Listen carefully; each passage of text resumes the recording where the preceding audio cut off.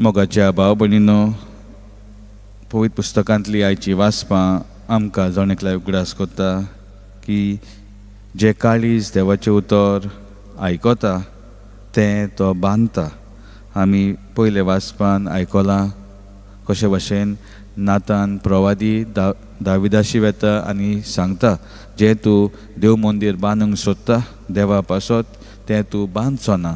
आनी हो संदेश जावन आसा देवाचो, कित्याक देव तुजें काळीज बांदूंक सोदता आनी तूं देवाचें उतर आयकोन ते प्रमाणे जिवंक तो ताका हुस्कायता.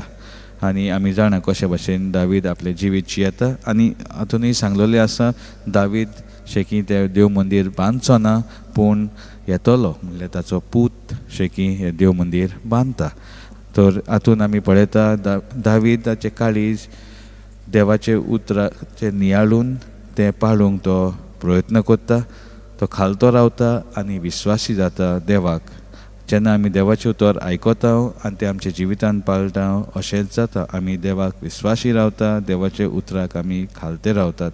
तशेंच आमी शुभ वर्तमानान पळयलां कशे भाशेन जेजू हे वपारीन आमकां सांगता कसले जमीन आमी जावंक जाय.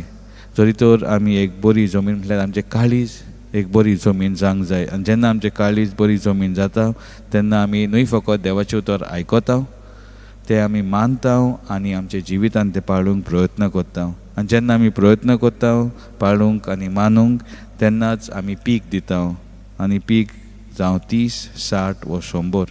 तर मागीर आमी बलिदानान आमचें काळीज हें बरी जमीन कशें जावंक देवाक बरें आनी बरें पीक दिवंक 30, 60 वा 100 देवाचो आदार आमकां मागून घेवया.